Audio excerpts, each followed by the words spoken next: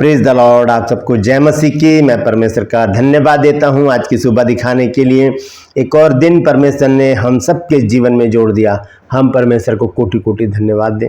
एक नया संदेश लेकर मैं आपका दोस्त पास्टर राज मैसी आपके सम्मुख उपस्थित हूं और आप देख रहे हैं मेरा यूट्यूब चैनल जिसका नाम है brother Raj Massey.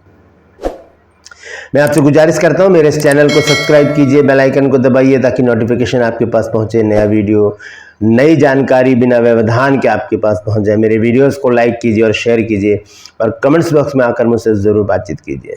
Praise the Lord.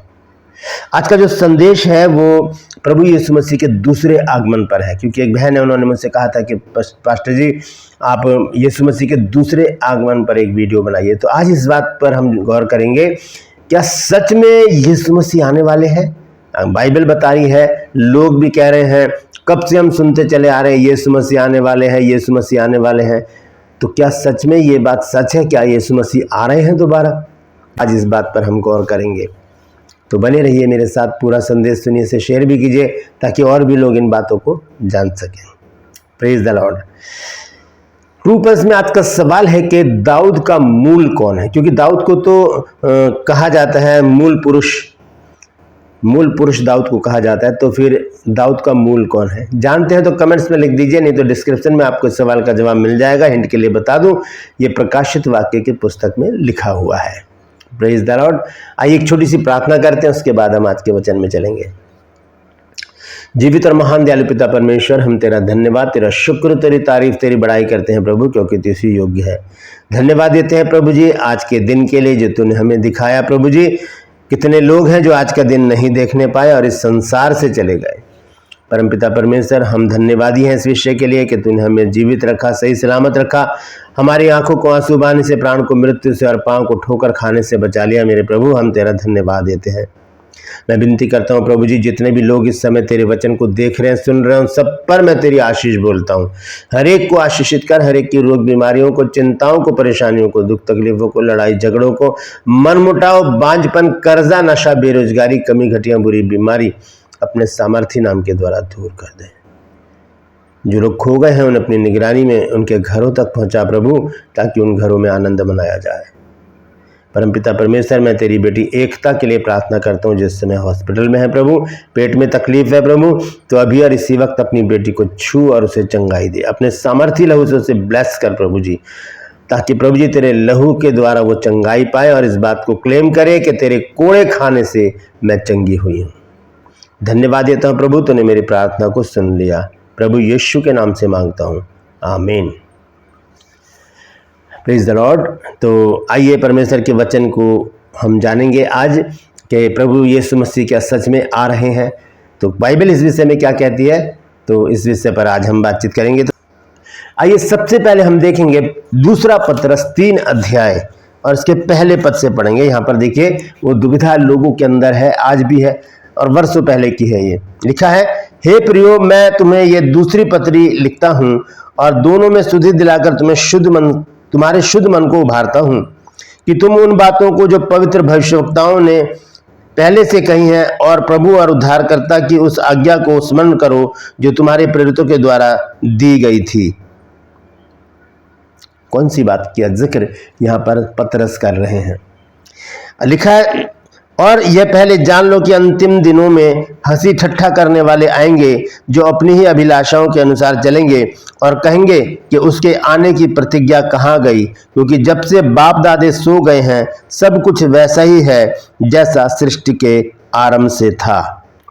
यहाँ पर ये बात आज के लोग भी, लिखा कि अंतिम युग के जो लोग हैं वो इसी दुविधा में हैं और इसी बात में लगे रहते हैं कि उसके आने की प्रतिज्ञा कहाँ गई। यहाँ पर अगर पतरस कहता है कि मैं उससे तुम्हें वो बात याद दिलाता हूँ। कौन सी बात? जब यीशु मसीह ने कहा यूहन्ना 14 अध्याय के पहले पद में कि तुम्हारा मन व्याकुल ना हो, तुम परमेश्वर पर विश्वास रखते हो, मुझ पर भी विश्वास रखो, मैं चाहता हूँ कि तुम्हारे लिए जगह तैयार करूँ।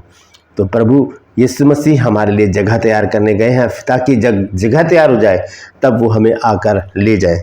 देखेंगे 14 अध्याय यूहन्ना रचित सुसमाचार 14 अध्याय पहले पद से जब हम पढ़ते हैं तो यहाँ पर वो बात हमें स्पष्ट नजर आ जाती है कि यीशु मसीह ने क्या कहा था, जिसका जिक्र पतरस कि पत्री में पतरस ने किया है उन लोगों के विषय में जो कहते हैं कि उसके आने की प्रतिज्ञा कहाँ गई। यहाँ पर लिखा है यूहन्ना 14 अध्याय के पहले पद से अगर जब हम पढ़ते हैं तो प्रभु यीशु मसीह ने क्या कहा।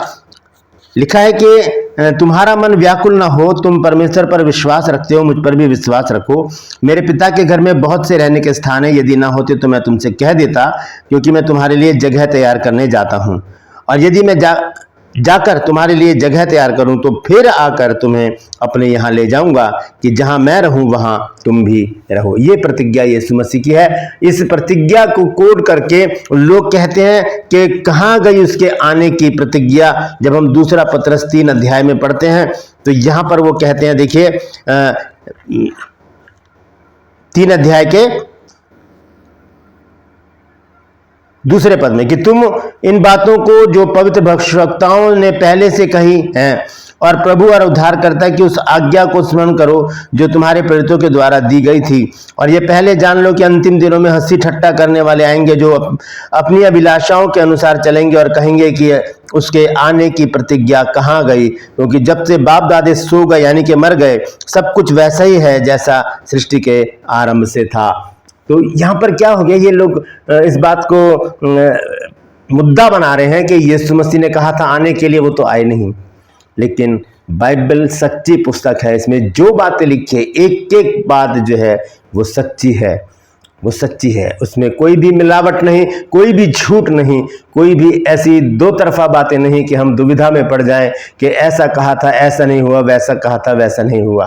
तो ऐसा कुछ भी नहीं है, सटीक बात है, सीधी बात है, समझने वाली बात है। क्योंकि जो लोग बाइबल को टेक्स्ट बुक की तरह पढ़ते हैं उनको ये कभी भी समझ में नहीं आएगी, लेकिन जो आत्मिक रीति से इसे पढ़ते हैं परमेश्वर अपने भेद उन लोगों पर खोल देता है। Praise the Lord. तो आइए देखते हैं उस बात को कि क्या सच में यीशु मसीह आने वाले हैं। हाँ, हम देखेंगे प्रकाशित वाक्य 22 अध्याय और उसके 10 पद से देखेंगे क्या लिखा है। प्रकाशित वाक्य 22 अध्याय और उसके 10 से 15 पद तक लिखा है, फिर उसने मुझसे कहा, इस पुस्तक की भविष्यवाणी की बातों को बंद मत कर, क्योंकि समय निकट है। यहां पर प्रभु यीशु मसीह यूहन्ना से बातचीत करते हुए कहते हैं कि इस पुस्तक की भविष्यवाणी की बातों को बंद मत कर। और लिखा है कि क्योंकि समय निकट है। फिर उसके बाद यीशु मसीह कुछ बातें कहते हैं। लिखा है, जो अन्याय करता है वह अन्याय ही करता रहे, जो मलिन है वह मलिन बना रहे, जो धर्मी है वह धर्मी बना रहे, और जो पवित्र है वो पवित्र बना रहे। यानी कि एज इट इज रहो, जैसा हो जाए वैसे करो। बुरे बुरे बने रहेंगे, अच्छे अच्छे बने रहेंगे, क्योंकि यीशु मसीह तो चोर की नाई आ जाएंगे। बाइबल बहुत जगह हमें बताती है कि प्रभु यीशु मसीह का जो आने का समय है वो किसी को भी पता नहीं है। तो इसलिए हमें सजग, सतर्क, सावधान रहना है और इन बातों पर ध्यान देना जो यीशु मसीह ने कहा है कि जो धर्मी है वह धर्मी बना रहे, जो पवित्र है वो पवित्र बना रहे। उसके बाद 12 पद में क्या कहते हैं प्रभु यीशु मसीह, देख मैं शीघ्र आने वाला हूं और हरेक के काम के अनुसार बदला देने के लिए प्रतिफल मेरे पास है। वो कहता है कि मैं फिर से आने वाला हूं, मैं शीघ्र आने वाला हूं और हरेक के कामों के अनुसार देने वाला प्रतिफल जो है वो प्रभु यीशु मसीह के पास है। Praise the Lord. आगे देखिए क्या लिखा है। लिखा है, मैं अल्फा और ओमेगा, पहला और पिछला, आदि और अंत हूं। धन्य वे जो अपने वस्त्र को धो लेते हैं, क्योंकि उन्हें जीवन के पेड़ के पास आने का अधिकार मिलेगा और वे फाटकों से होकर नगर में प्रवेश करेंगे। कौन लोग? जो धर्मी है, जो धर्मी बने रहेंगे, जो पवित्र हैं, जो पवित्र बने रहेंगे। लेकिन कुछ लोग हैं जो बाहर रहेंगे जब यीशु मसीह आएंगे। तो कौन लोग हैं वो? देखिए 15 पद में लिखा है, पर कुत्ते और टोन्हे, व्यभिचारी, हत्यारे, मूर्ति पूजक और हरेक झूठ का चाहने वाला और गढ़ने वाला बाहर रहेगा। चाहने वाला, झूठ को चाहने वाले। और क्योंकि प्रभु यीशु मसीह ने भी कहा और प्रभु के चेलों ने भी कहा, पत्र लिखने वालों ने भी कहा कि झूठे भविष्यवक्ता जो हैं वो जगत में उठ खड़े होंगे। और आज हम देख रहे हैं। लेकिन यहां पर परमेश्वर का वचन कहता है कि कौन लोग बाहर रहेंगे? झूठ के चाहने वाले और झूठ के गढ़ने वाले बाहर रहेंगे, क्योंकि यीशु मसीह आएंगे और क्या करेंगे? पवित्र लोगों को, धर्मी लोगों को अपने साथ लेकर जाएंगे। कैसे? कौन इकट्ठा करेगा उनको? उनको इकट्ठा करेंगे प्रभु यीशु मसीह के स्वर्गदूत। जब हम पढ़ते हैं मत्ती रचित सुसमाचार उसका 24 अध्याय और उसका 31 पद, तो देखिए यीशु मसीह ने किस प्रकार से यहाँ पर एक शब्द को कहा है और लिखा है कि और वह तुरही के बड़े शब्द के साथ अपने दूतों को भेजेगा और वे आकाश के इस छोर से और उस छोर तक चारों दिशा से उसके चुने हुओं को इकट्ठा करेंगे। वो चुने हुए कौन हैं? जो अपने आप को धर्मी बना के रखेंगे, जो अपने आप को पवित्र बना के रखेंगे, जो उसकी आज्ञाओं का पालन करेंगे, जो अपने आप को प्रभु यीशु मसीह के लिए दे देंगे, वो लोग प्रभु यीशु मसीह के सामने इकट्ठे किए जाएंगे। क्यों? क्योंकि बात सच है। क्या सच में यीशु मसीह आने वाले हैं? जी हाँ, प्रभु यीशु मसीह का दूसरा आगमन बहुत निकट है, बहुत निकट है। जब आएंगे यीशु मसीह, उसके बाद क्या होगा आइए देखते हैं। प्रकाशित वाक्य 21 अध्याय उसका 1 से 8 पद तक मैं पढ़ूंगा। देखिए यहाँ क्या लिखा है। फिर मैंने नए आकाश और नई पृथ्वी को देखा, नए आकाश और नई पृथ्वी को देखा और लिखा है क्योंकि पहला आकाश और पहली पृथ्वी जाती रही थी और समुद्र भी ना रहा। फिर मैंने पवित्र नगर नए यरूशलेम को स्वर्ग पर से परमेश्वर के पास उतरते देखा और वह उस दुल्हन के समान था जो अपने पति के लिए श्रृंगार किए हुए हो। कौन है ये कलीसिया का जिक्र हो रहा है, एक दुल्हन का जिक्र हो रहा है। ये कलीसिया है जिसे यीशु मसीह आकर बनाएंगे, क्योंकि चुने हुए लोग इकट्ठे किए जाएंगे। फिर यीशु मसीह एक नई कलीसिया की स्थापना करेंगे। वो कलीसिया यीशु मसीह के साथ उठाई जाएगी। ये टॉपिक अलग है, इस पर मैं बहुत जल्दी एक वीडियो बनाने वाला हूं कि वो कौन सी दुल्हन है जो यीशु मसीह के साथ जाएगी। आइए आगे देखेंगे क्या लिखा है यहाँ पर 3 आयत में। फिर मैंने सिंहासन में से किसी को ऊंचे शब्द से यह कहते हुए सुना कि देख, परमेश्वर का डेरा मनुष्यों के बीच में है, वह उनके साथ डेरा करेगा और वे उसके लोग होंगे और परमेश्वर आप ही उनके साथ रहेगा और उनका परमेश्वर होगा और वह उनकी आंखों के सब आंसू पोंछ डालेगा और इसके बाद मृत्यु न रहेगी और ना शोक, ना विलाप, ना पीड़ा रहेगी, पहली बातें जाती रहीं। फिर देखिए 5 पद से आगे 8 पद तक क्या लिखा है। और जो सिंहासन पर बैठा था उसने कहा कि देख, मैं सब कुछ नया कर देता हूं। फिर उसने कहा कि लिख ले, क्योंकि ये वचन विश्वास के योग्य और सत्य है। और फिर देखिए 8 पद में क्या लिखा है, 6 पद में। फिर उसने मुझसे कहा ये बातें पूरी हो गई हैं। मैं अल्फा और ओमेगा और आदि और अंत हूँ। मैं प्यासे को जीवन के जल के सोते में से सेंत में पिलाऊंगा। जो जय पाए वही इन वस्तुओं का वारिस होगा और मैं उसका परमेश्वर होऊंगा और वो मेरा पुत्र होगा। जो जय पाए किस पर? मैं कई बार बता चुका हूँ 3 चीजों से हमारा युद्ध है, संसार से, पाप से और शैतान से। जो इन तीनों चीजों पर जय पा जाएगा उसको क्या दिया जाएगा? लिखा है कि जो जय पाए वही इन वस्तुओं का वारिस होगा। फिर आगे देखिए 8 पद में क्या लिखा है। पर डरपोकों, अविश्वासियों, घिनौनों, हत्यारों, व्यभिचारियों, टोनहों और मूर्ति पूजकों, सब झूठों का भाग उस झील में मिलेगा जो आग और गंधक से जलती रहती है। यह दूसरी मृत्यु है। ये सब लोग बाहर रहेंगे। तो इन लोगों को चौकस हो जाना चाहिए, क्योंकि यीशु मसीह का शुभ आगमन बहुत निकट है। ये सवाल ये है कि क्या सच में यीशु मसीह आ रहे हैं? तो बहन, मैं आपको बताना चाहता हूँ, हाँ, बाइबल इस बात का जिक्र करती है कि हाँ, यीशु मसीह शीघ्र आने वाले हैं। जब उसने वादा किया है, वाचा बांधी है यूहन्ना 14 अध्याय के अनुसार कि मैं आकर तुम्हें फिर ले जाऊंगा, इसका मतलब ये उसकी वाचा, उसका वायदा है कि मैं आऊँगा। और फिर हम इसमें भी पढ़ते हैं 22 अध्याय में, प्रकाशित वाक्य 22 अध्याय में, वहाँ पर लिखा है 12 आयत में, देख मैं शीघ्र आने वाला हूं और हरेक के काम के अनुसार बदला देने के लिए प्रतिफल मेरे पास है।